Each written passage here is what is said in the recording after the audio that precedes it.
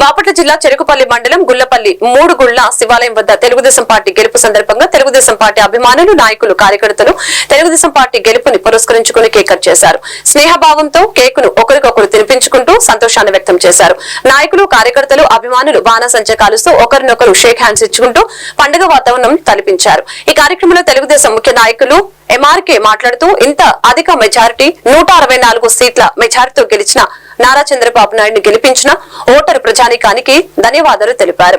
కార్యక్రమంలో మండల తెలుగుదేశం నాయకులు మల్లాది రామకృష్ణ, స్ఫూర్తి మెడికల్ చక్రవర్తి, కట్టల బాబు, బెల్దారి మేస్త్రి బాజీ, బిల్డర్ జియావుద్దీన్, తెలుగుదేశం పార్టీ అభిమానులు నాయకులు కార్యకర్తలు పాల్గొన్నారు.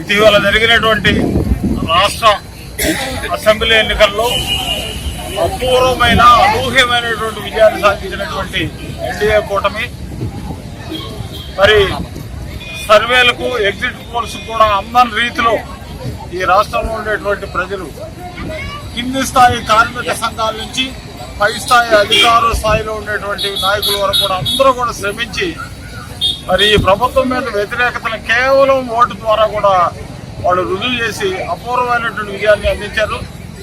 మరి అలాంటి విజయాన్ని అందించడంలో ముఖ్యమైనటువంటి పాత్ర పోషించినటువంటి పవన్ కళ్యాణ్, తెలుగుదేశం చాలా క్లిష్ట పరిస్థితుల్లో ఉన్నటువంటి పరిస్థితిలో నేనున్నానంటూ మరి పవన్ కళ్యాణ్ కూడా వచ్చి చంద్రబాబు గారిని జైల్లో కలిసి బయటకు వచ్చి మద్దతులు ప్రకటించడం, దాంతో పాటుగా మరి కేంద్ర స్థాయిలో సహకారం అవసరం అవుతుందని చెప్పి ఇటు తెలుగుదేశానికి అటు బీజేపీకి మధ్య సారథిగా ఉండి సయోధ్య కుదిర్చి మరి బీజేపీని కూడా కలిపి ఈ కూటమిగా ఏర్పడి అపూర్వమైనటువంటి విజయాన్ని సాధించడంలో ఆయన పాత్ర గణనీయమైనటువంటిది. ఈ పరిస్థితుల్లో మరి ఊహించినటువంటి ఫలితాలను పొందినటువంటి పరిస్థితుల్లో కనీసం జగన్మోహన్ రెడ్డికి ప్రతిపక్ష హోదా కూడా రానియకుండా చేసినటువంటి ఈ రాష్ట్ర ప్రజానీకాన్ని ఓటర్ మహాశైలందరూ కూడా పేరు పేరున ధన్యవాదాలు తెలియజేస్తున్నాం తెలుగుదేశం పార్టీ తరఫున.